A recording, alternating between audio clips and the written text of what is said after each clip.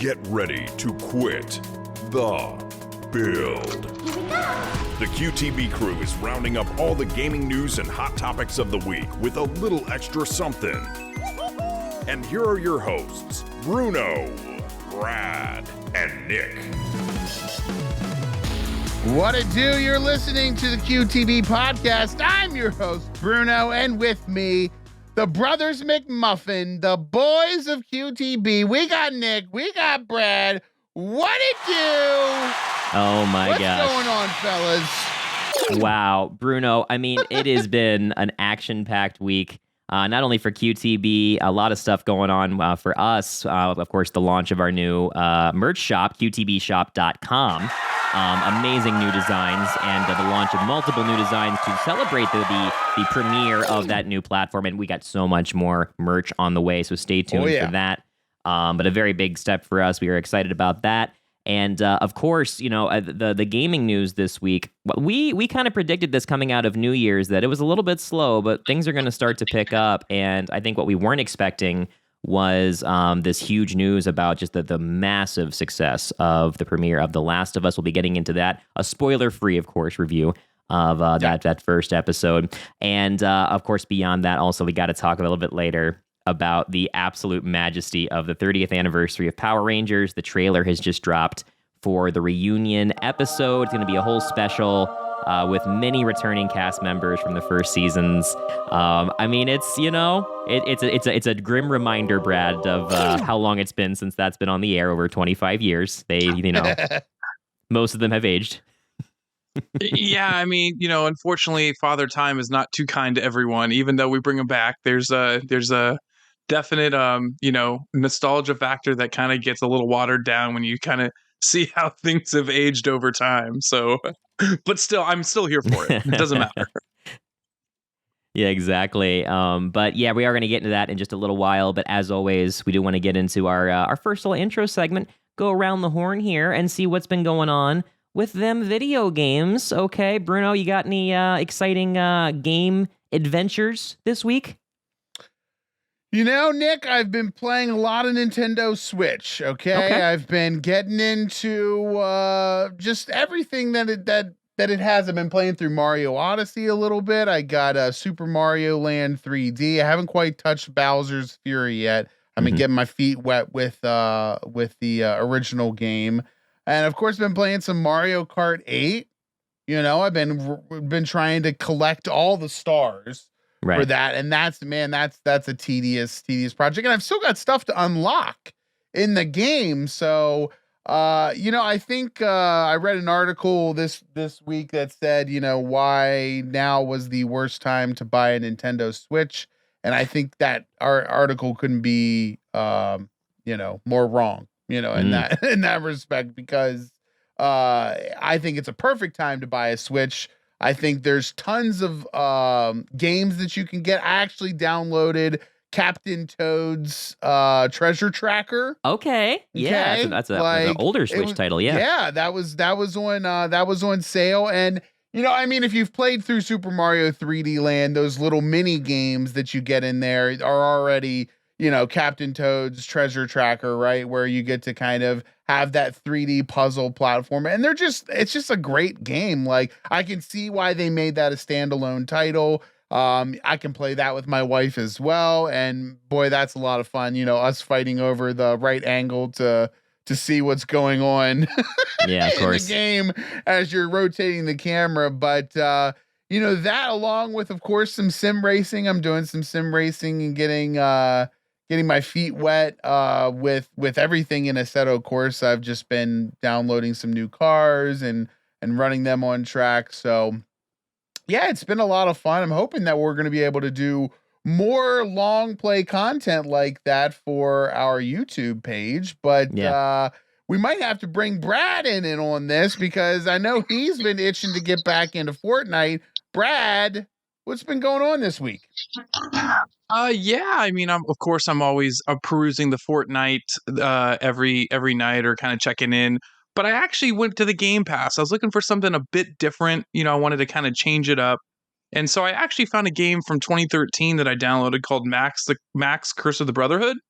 So it's kind of a puzzle platform puzzle platform video game developed by Press Play. And it's just been it's just like a fun kind of more story mode game where you're Max, the older brother, you're annoyed with your younger brother. He's in your room breaking your toys, and then you end up causing him to get kidnapped by this creature in another world, and then you go dive into that world to go find and save him. And it's just kind of like I said, a puzzle platform 2D. You're kind of maneuvering through the levels and trying to go back and save your brother. So it's just been kind of a fun. It seems like it's been kind of updated, remastered. It's got great graphics, and it's just been a fun, easy play. So just been playing a little solo campaign on that, along with hopping on the stream with Nick and picking up some dubs on Fortnite. What can I say? We had a good stream there that last fortnight, of course, on Fridays. We have our Friday Fortnite night where we start off solo and then we move into some games with some of our viewers. I will say I did the tournament last week to open things up with Aaron Gray, and I'll tell you, it's tough out there. It's tough out there in tournament world. How did that go? It was not good because I started on controller, and I'm playing against mouse and keyboard sweats like it was going to be a bad time. And then it kind of transitioned into, after that, I was like, you know what? I got a brand new like mechanical keyboard. I got a new mouse. I need to put them to work. So I spent the rest of the stream getting better with mouse and keyboard, made a lot of progress. So I think, will I do another tournament? Probably not. It's not really my speed. But it was fun to try. That's awesome, Brad. I love the idea of just going into Game Pass, just pulling a game and just seeing what you get. And, worst case scenario, the only thing you really lost was time, and you still have that whole library to hop right back into. And of course, you can stream it too. So you're not really even losing any. I was pulling a page out of 1 Hour, One Decisions book. I said, hey, why don't I go just pick a game, play it for an hour, see what I thought. And I found myself wanting to go back to it. Like I said, hey, you know what? That was fun enough and a change of pace that I want to go back to it and pick it up again. And maybe I'll play it here and there, but it's a good, you have your core games that you want to go to more frequently, but then you need your filler games that kind of give you that diversity. And I feel like this is one that I'm going to go back to, and I'll do a playthrough through it. I don't think it's going to be a terribly long game, but that's what's great. I can play through it once, beat it, and then go back to Game Pass and find something else. Absolutely. And I'll tell you guys, I have had a wild adventure the last week in gaming. Not only have I been doing all the games we've been playing on stream lately, from, of course, our usual Fall Guys and our amazing Fortnite stream like we talked about there, got through unpacking in one sitting. It was. I mean, there was plenty of beans. I got through another box of the Bernie Bots beans as a stream incentive, and I'll tell you, it was mostly soap and lemons for this guy. My mouth tastes like lemon pledge by the end of that stream. it was rough. Need more lemon pledge. It could be worse. It could be worse. The rotten egg box where I got like 8 rotten eggs. That was I almost had to like just we're pausing the challenge because somebody put too many rotten eggs in this box. Anyway, but no. In addition to our streaming, I have been having a lot of fun, kind of kickstarting a little bit of a retro game collection. I had been talking about doing this for a while. And even though the retro market right now is kind of inflated, there are still some places that aren't really trying to go this whole route of way overcharging people for what the actual fair market value of a game is. And so I have a local store here in where I'm living called Cartridges Galore. It is a chain, but it's a fairly small chain compared to GameStop. And I walk in there. Yeah, I walk in there with kind of no expectations. Like I'm thinking, okay, let me just walk in, see what they have, and kind of decide from there like what I want to do to kickstart this collection. I walk in and they've got this just pristine Generation 1, Series 1 Sega Genesis, like the classic one with like the headphone jack, all that. And then right next to it was a console that I have wanted for a very long time because I never grew up with Sega consoles aside from my Dreamcast and aside from my Game Gear, was the Sega Saturn, which is a very, I wouldn't say obscure, but lesser known console and rarer too. Good price on it. I said, I'm buying that. So I have been kind of scouring through eBay land and beyond, trying to get good deals on these games. And I just popped in, was it Sonic 3D Blast, which is like an isometric top-down platformer. And it is absolutely magic. I just got lost in that before the podcast for a good hour and a half. And just, emulation is great, and there's a reason for it these days because a lot of these publishers and developers, they've dissolved, and there's no good way to get them out to the people again in a re-released fashion. And if it is, there's changes, right? Whereas actually playing these games on the original hardware when you have the ability to do so, it just hits differently. And the adapters they're coming out with these days to get the AV signal to HDMI, the input lag is lower than it used to be. It just plays great, and it's taken me back, man. Just a really fun week for me. I'm waiting for some more games to come in as well, so I'll have to definitely document that in some way because it's been a journey. I'm right back in the mid '90s right now. Between this and the Power Rangers news, everything's coming up, Nick, this week. You've even got the Quit the Build Speed shirt, our Sonic inspired Quit the Build shirt, which I love. But yeah, I mean, I was super jelly when I saw that. I think Sega's, as a Sega kid as well, and I gotta tell you, they're a rare breed. Okay, that's how you know if you're a real gamer is if you had Sega Genesis. Okay, really, because let's be honest, the real, every man's console, of course, was the SNES and NES. So I mean, everyone had those, but the real gamers out there got yourself a Sega Genesis and maybe even fell into the trap of a 32X.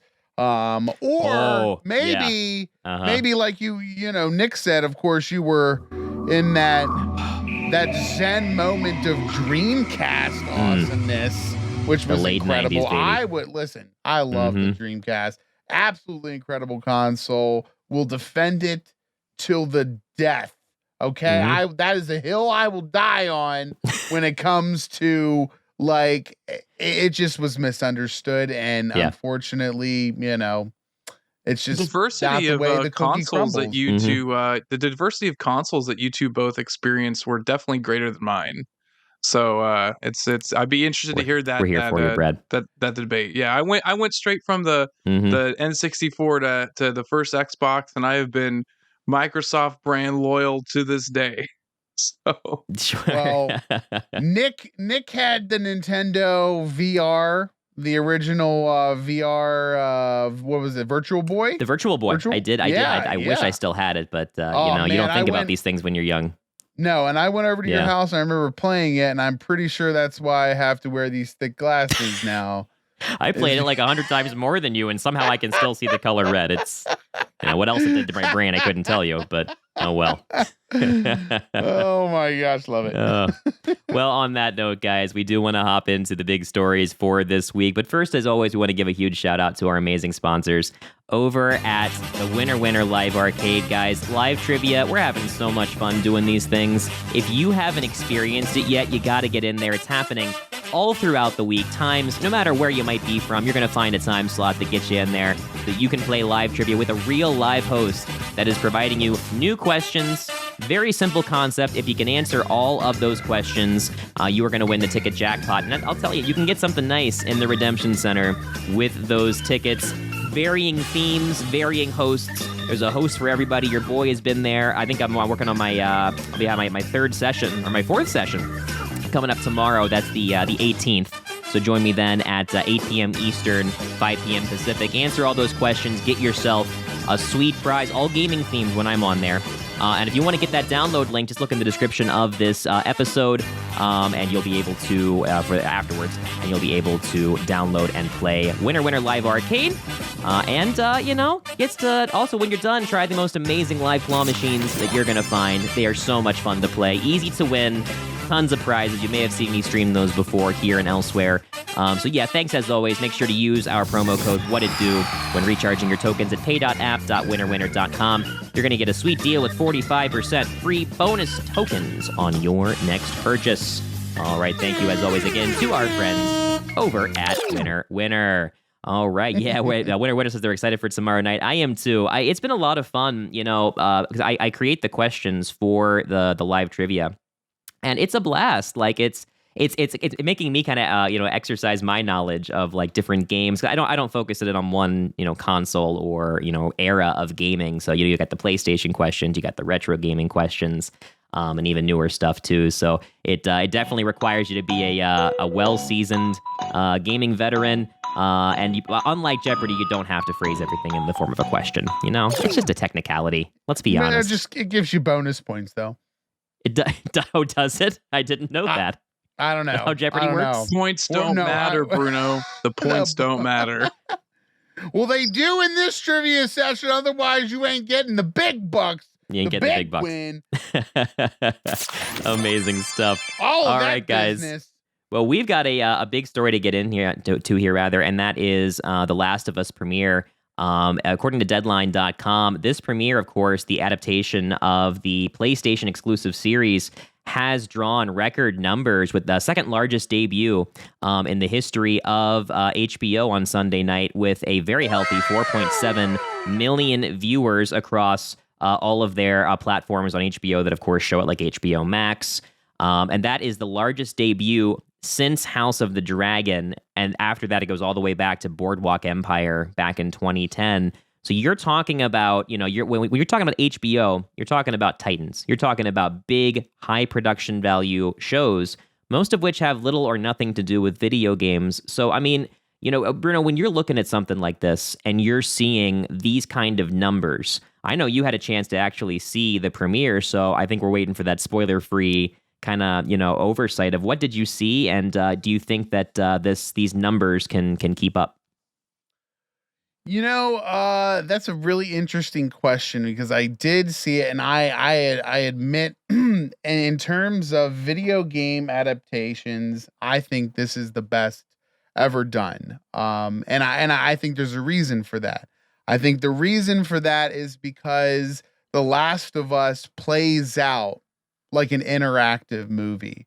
My wife called it, a cinematic game, which I think is just a perfect term. It really is a cinematic game. And I think the source material that they're drawing from is very rich. Now, here's the question, or here's the big crux of this entire series, right? I think they can really create a solid series if they say, here is our beginning and here is our end. If they go into it with an open narrative and say, we're just going to take it wherever we decide to take it because it's a cash cow, I think it's going to lose that luster, right? I think the reason that it's doing so well is because essentially the first episode plays out like the first, I would say, hour of the game, right? Like it's incredible because what's going to happen, especially if you've played the game, right? I don't have to spoil anything for anyone, because if you played the game, what's going to happen. You get that all up front. So for those of you who haven't played the game, you're going to experience something really amazing, within the within the game. And not only that, by watching it as well. I think that because it was a movie, or because it was an episode series, which is an hour and 20 minutes long, mind you. So that's a really long first episode. It definitely had the ability to go above and beyond in terms of, what they were showing on camera. You got a little bit more in-depth, knowledge of these characters from the start, instead of just kind of dropping you into the game like it kind of does in on the Last of Us, the actual game. Go ahead, Brad. So that was my next kind of flip that question a little bit. You kind of hinted at it, but I've never played the game. I'm going to be honest. Throw it out there. I'm that guy. I haven't played that game. So if you look at this from a production standpoint for a show, and not having known that this would have been a game beforehand, does it stack up production-wise, story-wise, for someone who has not, or someone who's not a video game player? They're just someone who's got an HBO Max subscription, and they say, hey, what's this? Last of Us? Let me turn that on and check it out. Do you think it holds a candle, no pun intended, to our previous conversation, to being as quality as some of the other shows that HBO Max puts out? Oh, 100%. And the reason is like I said before, I think the source material is so good. And you're not going to hear a lot of praise from me regarding what PlayStation does right. If you've listened to our podcast for, any number of episodes, I'm not necessarily a PlayStation fan, but I'm not going to deny when they do amazing things. And The Last of Us is one of those games that plays out like a movie. Most of the moments in The Last of Us that make people think about the game have nothing to do with gunfighting. They have nothing to do with the actual gameplay itself. It's more of the conversations that the main two characters, Joel and Ellie, are having along this journey. And the moments that they share, that's really what it's about. And that's exactly what the series is about. The series has a few, maybe violent moments, but it's really tamed down on something that you would see from maybe like The Walking Dead. The Walking Dead does what it does, great. Like it does what it does perfectly in terms of being a violent zombie type of movie or series. Whereas The Last of Us, I think, is going to take a more a more narrative approach to everything in terms of the relationship between these two characters, just like the game. Now, like I said, I think that it doesn't really matter to me if you've played the game or not. I think you'll enjoy the series if you can get your hands and watch it. Now, will this stack up and hold up as time goes on? That really depends. I think anyone who's watched The Walking Dead can clearly say that the later seasons definitely didn't hold a candle to the early things, right? There's a tone of desperation in the later series versus what you get out of the front, and there's no hope, right? Like there's no hope in The Walking Dead, and that's a huge problem for people to continue watching a series if they feel there's no hope for a character. Right. And so, I think that that's where this is going to flip the script, is basically giving people a dynamic to watch, right? Now, Nick, is this something that you were expecting to see in terms of the overall praise for such something like this? I mean, I kind of think it was a softball pitch in terms of turning a video game into a series. This is the easiest one to do, wouldn't you say? This has been one of the easiest ones to do. And what I'm seeing here, I think, Bruno, is a bit of a land grab when it comes to now. We have a successful proven formula for how you take just about any video game series and make it into something in some kind of form of media, whether it be TV series or movie.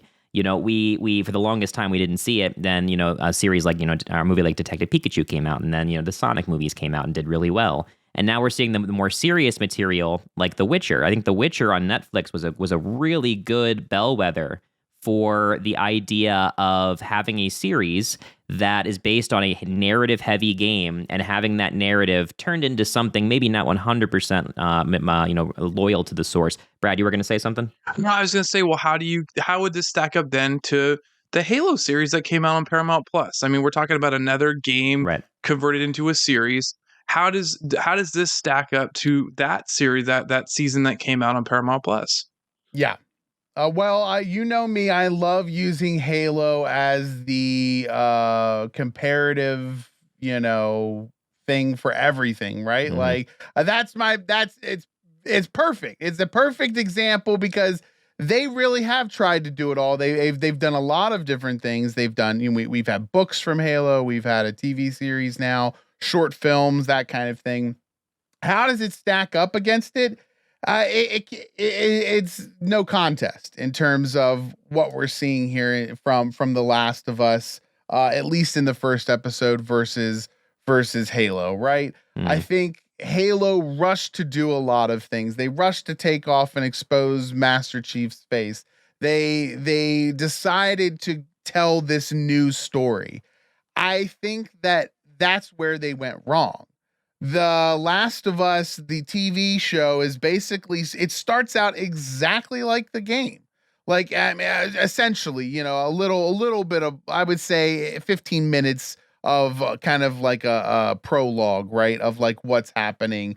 But then it jumps right into the game and you know what's going to happen. And you get this sense of like, yep, this is all coming to a head, right? And if you ever play the game, honestly, the first 15 minutes of the Last of Us are enough to get anyone hooked. If you haven't seen the HBO series, then just go watch gameplay of The Last of Us and watch a playthrough, because it was one of those games that immediately captured your attention. And by the end of it, you're crying, right? Similar to like Red Dead Redemption. Now, I've never cried during a Halo game. Maybe from, a lag or, something like that, pissed me off or something. But for the most part, I've never really had those types of feels. So again, I'm going back to saying that it's the source material here that's lending itself to such a successful series. You're not going to have a God of War Ragnarok series that's as good as the game, because the point of God of War is to beat the crap out of, whatever comes in your way, right? And same thing with like Grand Theft Auto. Like, Grand Theft Auto wouldn't make a great movie or series because it's essentially a parody of series that are like that. It's a parody of things like Scarface and whatnot, and mafia movies and crime stuff. So you can't take that and kind of reverse engineer it and make something popular. And I think that Halo, by doing something unique and basically saying we're going to do our own thing, it was a recipe for disaster from the start. We wanted to learn about John. We wanted to learn more about him. But in the end, I want to see Halo the game as a movie or a TV series, right? I want to see what I did in game translated into a movie format. And that's what The Last of Us did. They took exactly what was going on in the game and made it a movie. They didn't say, you know what, let's tell Ellie's story before she ever got there and completely disregard everything that we're going to do. No, that'll come later. That'll come in intermittent, pieces to the story to let you know that type of thing. I fully believe in that, but they didn't set out from the get-go to say, no, all the stuff we've done IP wise is worthless, right? So it raises the question too. I think source material and sticking to that is key. I think that's a very good point. I agree. I don't want to see an adaptation or a rehash of a different story that's different than the game.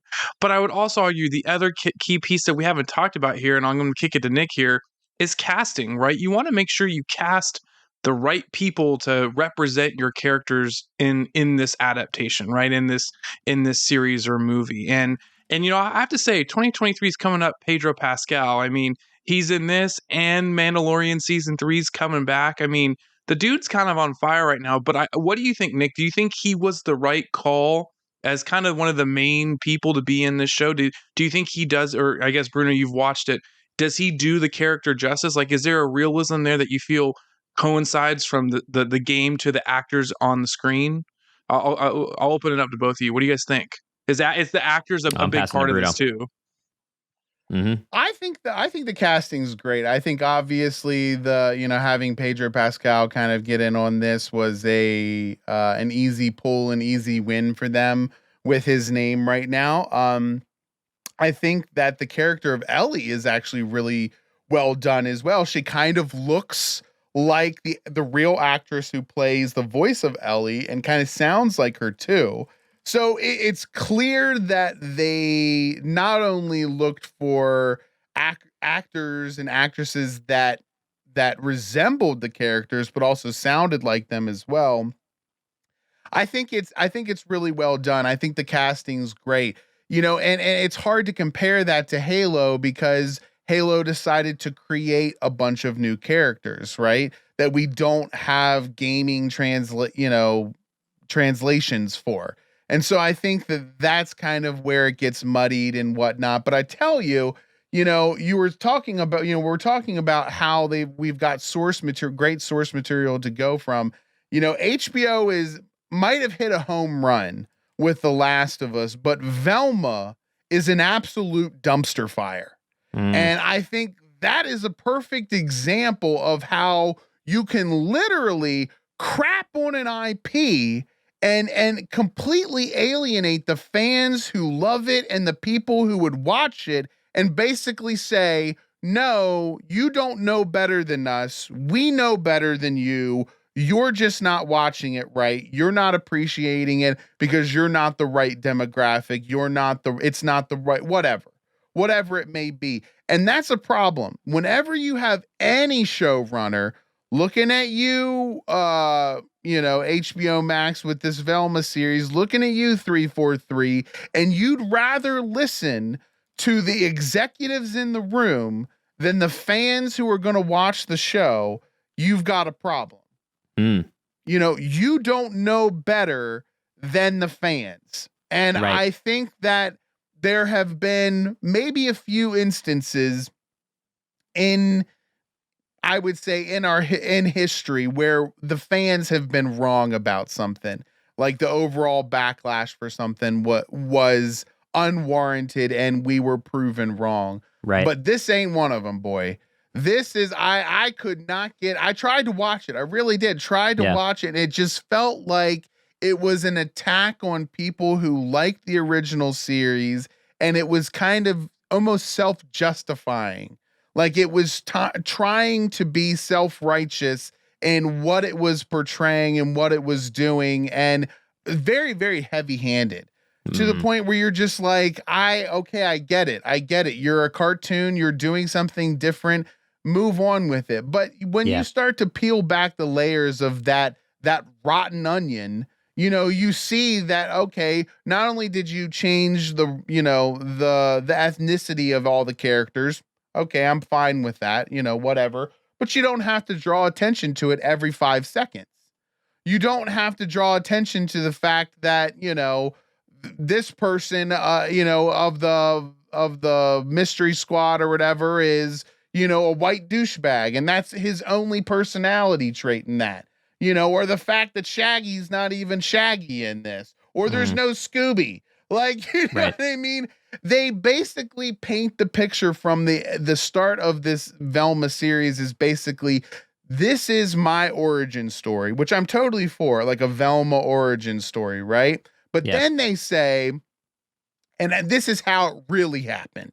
This is how everything really happened. And I think you have a problem with that right from the start, to basically say, no, our adaptation is now the proper canon, right? This is exactly how it happened. And this POS, this piece of garbage is now exactly what is lore. That would make anyone mad. It'd make anyone mad because if you don't agree with the series, then you don't essentially agree with the rest of how everything was formed. And there's only ways, the only way to kind of combat that is to retroactively go back and reboot a lot of things, which we see in movies all the time, where they basically redo a movie and they're like, you know what, we're ignoring everything that happened after Jurassic Park 1. This is all a new world here. Right? It happens. Oh, for sure. And it's totally fine to take creative liberties with that kind of thing. I just, what I'm seeing here to kind of bring this full circle is, like I said before, I'm seeing a land grab. we're seeing that The Witcher proved it can be done, and that you can have multiple successful seasons of a show. And now The Last of Us is showing, hey, all these narrative heavy games that have been around for a long time, some less than others, there's something there. And it's so easy to take it and adapt it because the story is written for you. Like you said, it's so focused on this, whereas Halo was more about the action, and other series that have been adapted was more about the action. What I'm seeing here, this is really where PlayStation should exactly put their eggs. And that's the point I'm making here. is that you look at all these PS exclusives, and Sony has in-house. I mean, they're TV as much as they're anything else. They're TV more so than they are gaming. So I mean, I think they're going to see this, and my prediction here is we're going to see a adaptation of some sort of Horizon within the next I'd say 5 years, because they're going to see the money and the ratings this is going to have, and they're going to say, well, what other IPs can we adapt without having to go like full animation, like, Ratchet and Clank, right? You don't want to go that's going to up the production value. When you have a show in a realistic setting, naturally those production costs come down. So I could see them looking at, like you said, Bruno, maybe not God of War, but I think it'd either be God of War or Horizon would be the next show. They'd be like, yeah, let's make that happen. They've had a ton of games. I remember there was I think it was a PS3 or PS4 exclusive game that came out that was like based on like, I want to say like vampire slaying or something. I think it was called like The Order or something like that. And it was more of a movie, right? And that was the big complaint from everyone, was like, oh my God, there's so many cutscenes in this and quick time events. It was just an interactive movie. I think that Sony has the library for that. I really do. I think that, and they've kind of proven that, I think that that's where they're headed, to be honest. We've got The Last of Us, right? We've got Gran Turismo is going to be made into a movie, which actually looks awesome. I already told you guys that that's going to get me back in the theater. So I'm ready for the Sony movie train in terms of what they can bring to the table. I mean, who doesn't like Spider-Man? I mean, the original Spider-Man 1, 2, and 3 are revered today, in terms of, Marvel movies and whatnot. So I think they have a lot of IPs that they can kind of draw from and really bring some great series and movies to us. Hopefully they start to pull from the right thing. I think Uncharted, and I'll leave it at this, I think Uncharted would have been a better series than it was a movie. Right. There you go. That's an example of one that just didn't go well. Yeah. So that's just, that was just, it was, like I said, it was I think that it was perfect casting and everything. There was nothing they did wrong, but some things lend themselves better to a series. Some things lend themselves better to a movie. Knowing what that is really important. So hopefully they figure that out. Well, Brad, I'll tell you what my favorite series is, and that's the series of products that you can get over at advanced.gg. Guys, Advanced.gg offers powders, supplements, and even canned drinks with the first ever clinically proven ingredients that improve your mental performance when gaming. You can trust us because we use the stuff. I got the powder, Brad's got the pre-mixed drinks, delicious flavors, you mix it right in, you give it the shake, and it's great natural energy made with green tea, caffeine. You're gonna love this stuff. Put in as much as you like or as little as you like. You get to choose. And again, there's so many amazing flavors to choose from, so check them out. Again, no fillers or chalky aftertaste. It helps quicken your decision making. It's actually clinically proven to help in esports gaming performance. So if you want to be an esportser just like us, then you should definitely check out Advanced.gg. Guys, use promo code QTB10 when checking out at advanced.gg and save 10% off your order. That's a QTB10. Make 2023 the year that you secure that dub with advanced.gg. All right, guys, listen, we have got a very exciting news story, and this is actually, a lot of this is breaking as of the recording of this podcast, and it's talking about the 30th anniversary of Power Rangers. You got a group of millennial dudes here that very much grew up in the heyday of the original series, and it's really cool to see this because the story coming from IGN talking about the new reunion photos that were released alongside the filming of this special. So essentially what is happening here is a series that it's being called Mighty Morphin Power Rangers Once and Always, a one-off special that will be on, again, Netflix in April, and is bringing back much of the original cast from the first 3 seasons and beyond, in some cases, of Power Rangers. They've got Walter Emmanuel Jones as Zach, a.k.a. the Black Ranger, David Yost as Billy, the Blue Ranger, coming back. Catherine Sutherland, she was the one that eventually replaced Kimberly, right? Coming back as Kat or the Pink Ranger. Steve Cardenas, who was the second Red Ranger that replaced Jason during that swap out. as Rocky, Karen Ashley as Aisha. Johnny Young Bosch is coming back as Adam, again, who is also the Black Ranger that replaced Walter Emmanuel Jones. So a lot of these people are getting to work together for the first time, despite being on the same series. I wonder how that's going to go, because he was the Black Ranger as well. Yeah. So they show that so what they're doing is, and we'll kind of get into the canon of this, he's actually coming back as a Green Ranger, but not the Mighty Morphin Green Ranger. There's a separate show Zeo. that they're not even Zeo. No, they're going like 6 or 7 seasons into the future to pull lore and say that they're part of that team. And also, this is where people are getting excited. Barbara Goodson as Rita Repulsa. Okay, we're getting Rita back, and that's a big deal, because it's going to be the classic villains and the classic characters. I even saw the Putty Patrol, getting ready to throw down there in some of that footage. So I mean, it's very, very cool, because some people don't know this, but Hasbro actually acquired the rights to Mighty Morphin Power Rangers back in 2018. I think first it was the toy rights, and now now they're making the shows as well. And the huge benefit of that is Hasbro is very much into establishing cinematic universes and respecting past and present material. You see it in Transformers and a lot of the other IPs that they've kind of acquired or created over the years.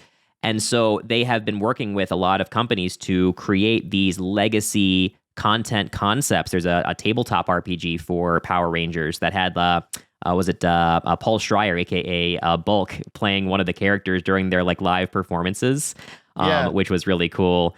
And we're seeing more of this, where it almost reminds me, Brad, of Doctor Who, in that it's a show that has been around for a very long time and is always trying to find ways to bring in past characters, past seasons, past villains into the forefront to keep new generations interested, while old generations can also feel like the time that they spent, that they sunk into the series was worthwhile, right?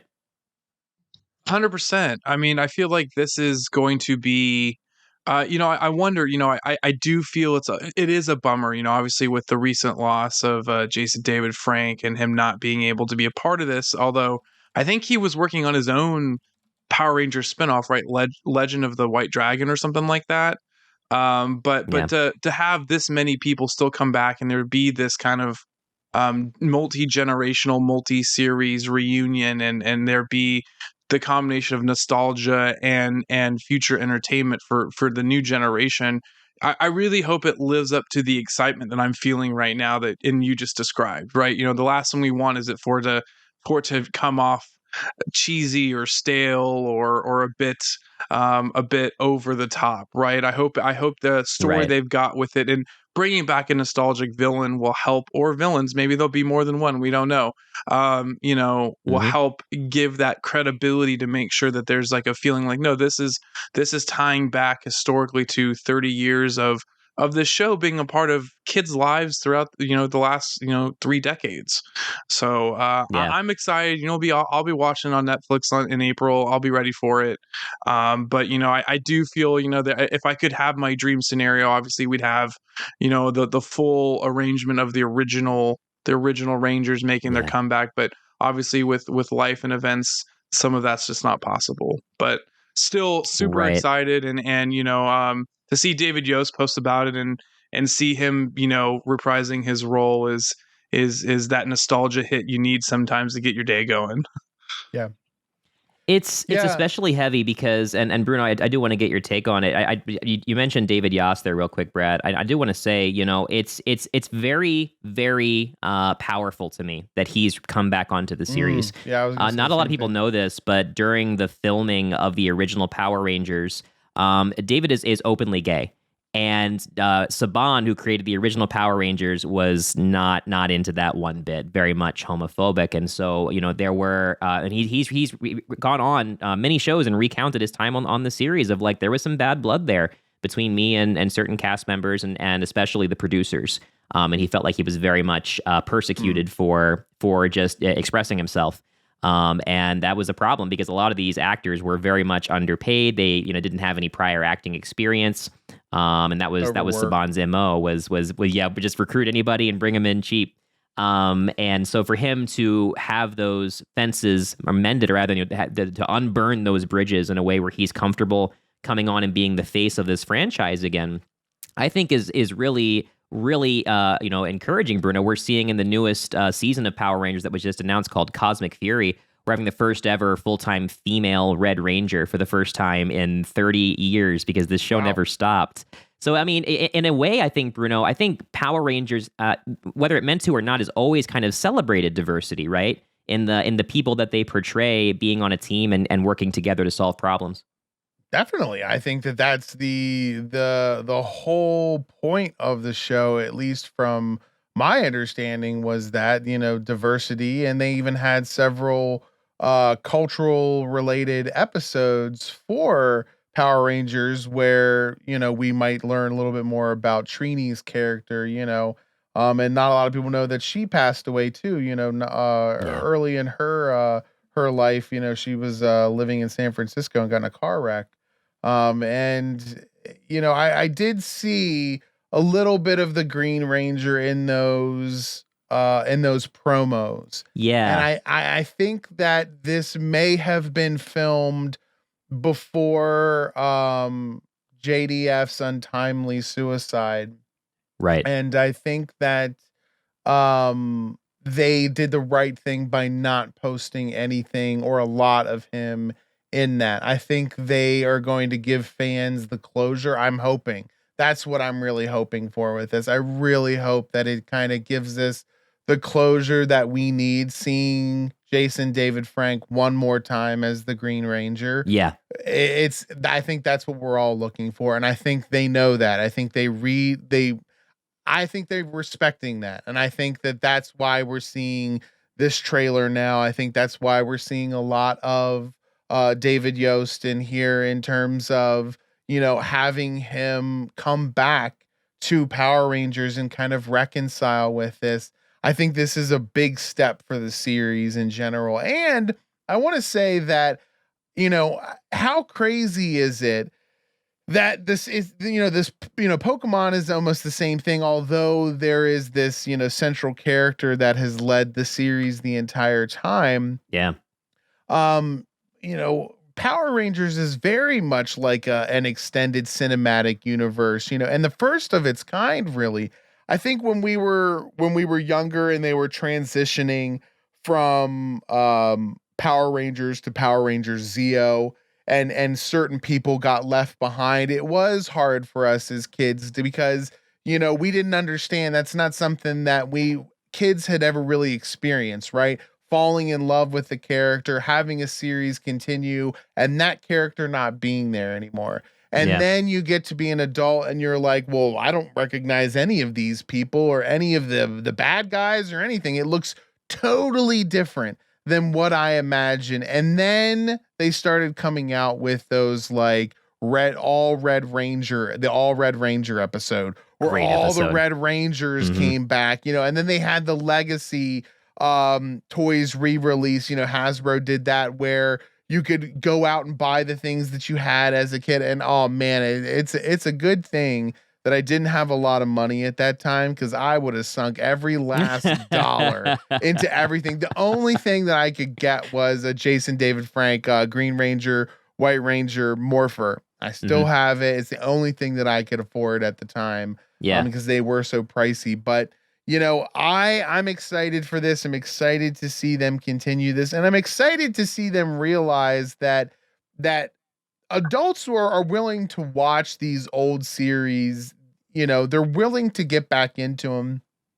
Not only that, this is a great bridge to gap the generational, divide between, the kids that we have, our son's growing up. I can't wait till he starts watching Power Rangers, and to have something that can show like him, them, 30, almost 30 years later, right? It really is incredible. So I'm looking forward to it. I think it's going to be amazing. I think they've done a great job in the past with those reunion episodes. So I'm excited for this one as well. I'm with you, Bruno. I'm pulling out my Green Ranger Dragon Dagger that I saved from like the mid '90s that plays the song. Like you press the buttons on the Gotta side. have the flute. That's Oh, nice. I had that. Yeah. I had all the stuff, bro. Had all the stuff. Unfortunately, there was a fire and everything got lost. So, oh no. Yeah. Yeah. Oh, that's a bummer, man. We'll find one. We'll scour the eBays. We'll find you one. I am. Price is about to go up, so get it now. Yeah. Price is about. They probably already have. Yeah. Unfortunately, but it's great to see this type of resurrection of the IP, and I think that these are the lessons that we can learn, right? I think that Velma and The Last of Us and Power Rangers are perfect examples of IPs that are perfect. And let me clarify. I will say this about Velma. If Velma was not part of the Scooby-Doo universe and was just some random person and they just got some random group of kids to kind of solve murders, it would be a lot better. But I think when you take the source material and you change it and you say, this person is now this character, or it is now, this is their personality, it kind of, it almost seems like you're spitting in the face of the people who like the series. And if your mentality with that is, I don't care if the original fans don't like the series, it's not for them, then who's it for? Right? Who is it for? Right? Who is Halo for? Is it for, or who's the Halo series for? Who's the Last of Us series for? Because I can look at all of those and I can clearly see that The Last of Us and Power Rangers are there for the original fans. Right. They're both there to give the fans what they want. Mm-hmm. And if your fans want mac and cheese for dinner, give them mac and cheese. You got to give the people what they want. Don't give them fettuccine Alfredo. Don't do it. Okay? I mean, it's good, but I wanted mac and cheese. I just did a price check, man. We missed the boat, gents. It's pricey. Oh, that was the face? Yeah. We're talking already pre-owned open. We're talking minimum $100, $110 for a Green Ranger Dragon Dagger. I would have priced it at about there. That's about what they cost when they came out. So that's not too bad. And then there's this is the legacy one? Yeah, the 1994 original that plays sounds, the 3 buttons. Oh. And then there's also one that's in the original box unopened for like significantly more. Well, see, so they had 2 things. So there's the original 1994 version, and then there's legacy versions of all these things that have come out since then. No, I'm talking the OG, the OG 1994 one that's got that. I'd settle for the legacy one. I don't have to have the. I mean, you don't need to prove anything. I'd settle for that. Yeah, I don't need to prove anything. I had it once. Like, so cool. I mean, it's just I'm so excited, guys. I rarely hide my guilty pleasure of having seen way too many seasons of Power Rangers. I think it was back in like 2015 or so when they were all on Netflix. They might still be. In that, I think a good portion of them are. Yeah, I had started at the original and I had worked all the way up until when they moved back to Nickelodeon, or moved to Nickelodeon with Power Rangers Samurai. A few seasons after that as well, I also watched. There's like 5 or 6 seasons that are recent that I have not watched. But I mean, it's great. Like there's seasons where they go into space multiple different times, and there's like crossovers between those seasons and the ones before and after it. There's a continuity in a way. Not always, because Disney bought it and then it went back to Saban and then it went over to Nick. Like it has been Power Rangers has been passed around. But what I love is that I had mentioned earlier the Green Ranger. Johnny Young Bosch plays a Green Ranger. Him and the character that plays Aisha. They are being shown in Space Patrol Delta jackets. That is a Disney season that came. I want to say about season 10 or 11. Where it takes place way in the future, and now Earth has aliens living on planet Earth. It was a really well done season. It was almost like a procedural like cop drama that was also like an action show. And what I loved about that was there were some seasons where the directors took liberties to actually create a different Power Rangers from what you're used to. There was one season where they thought that Power Rangers was going to go under, and it was going to without a buyout, which Nickelodeon helped with. So the final season that was supposed to be Power Rangers RPM, and they actually basically ripped off the Terminator and created this like dystopian future where like mankind has been eradicated and there's like one city that's left, and like it's all about this one city just fighting for its life. And I mean, it's still a kid's show at the end of the day, but there's some like it was one of the I will say one of the darker shows that I've seen in terms of the way that a story is presented. So it's definitely run the gambit. It is crazy. But they thought they were going to get canceled. They're like, whatever, who cares? We come on at 4 a.m. on Saturdays. Let's just do it. Come on at 4 a.m. So yeah, I'm super pumped about this, and I think any fan, any '90s kid is looking at this and is ready for all the feels when many of our favorites come on the screen. I will say this: Walter Emmanuel Jones hasn't aged. He has not aged. He's like Paul Rudd. What happened?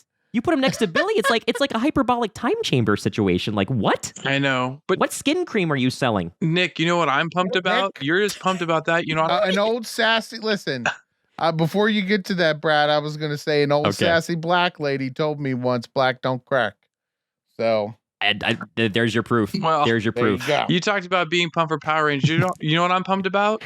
Yeah. Our growing list of Patreon subscribers. Can you tell them? Can you shout them out for us? Oh my gosh. Thank you for reminding me. Yes. Thank you to our QTB and Fuego supporters. I'm talking about Epic Capture Productions, Matt.Bat, Alexa, Caitlin, Josh, Court Nene, and Megan, and our QTB Plus supporters, Nick, the Dudist Monk, Indie Gamiacs, Alan Abadessa, Mr. Grove Games, the Intergalactic Pinecone, Fluffy Bunny, and Terry the Kitten. If you would like to join that growing list of supporters, tiers start as low as $2 per month at patreon.com/quitthebuild. By far one of the best ways to support us, guys. It really helps us out there on Patreon. You get exclusive merch that you can't get anywhere else, and you also get to be there for our recording sessions for our very popular new monthly segment, QTB Nights, where we throw out the script and we just talk about whatever. We are the Seinfeld of podcasts. You're going to have a blast. Like I said, we got into a huge argument over candles. And of course, you get the recorded version after. You get this podcast early. I mean, there's tons of things. Check it out today at quitthebuild.com, or rather at patreon.com/quitthebuild. There you go. Good timing on that fart, because I blew it. I mean, man. You never know. Don't forget. You never know what's going to come with QTB Nights. That's all I'll say. You got to be there. Yeah. You got to be there, witness it. What happens at QTB Nights stays at QTB Nights. Oh, and I have to also give a shout out to our newest Enfuego supporter, Ashley. That's right. Yes. So I have to get Ashley on the list. Thank you so much, Ashley, for moving up there to the Enfuego tier. That is awesome. You're going to love the merch. You're going to love the merch because the merch you get every 3 months when you're in the Enfuego tier, you can only get it through Patreon. And it's some very cool designs from past and present that you're going to really, really fall in love with in cool ways, mugs and posters and all that kind of thing. So enjoy that. And yes, Ashley, thank you so much for bumping up there. I'll make sure to get you on that list. Well, guys, I think that's going to about do it for today's episode. Again, don't forget to check us out at quitthebuild.com. It's your one-stop shop for all things QTB. We've got the blog. We've got the links to all of our network partners. You got to check them out, guys. So many amazing shows with the same level of positivity and inclusivity that you're getting right here, like 1 Hour, One Decision, the Double DQ Wrestling Podcast, and of course our network streamers like Kung Fu Penguin and Enzo is Mad. Even our network musicians like Beat It, okay? I'm telling you, that new album is something. You want to check it out, and you might even hear a little snippet of it there on the intro of QTB Nights. Yeah, from Hydroplane. That's a track, man. A little saxophone action for you. That's a track. It's a bop, man. That's what I call my scooting music, you know? Ooh, when it's nighttime, you know, and it's I'm on the highway. I need some synth waves. I need some saxophone, you know? I need some. I can see the net, the kind of like the what we have around us right now, right? That grid, you know, kind of synth grid thing happening there. You can see it in the horizon. Okay. There you go. Well, Bruno, I think it's time to do the thing. Boy, it's been an amazing time here on the QTB podcast. I can't believe that in halftime. I wish I could speak a little bit faster for this, but I can't. So, for Nick and Brad, I'm Bruno. For Bruno and Brad, I'm Nick. And for Nick and Bruno, I'm Brad. Peace out. What it do? I can't speak. Quit the Bill.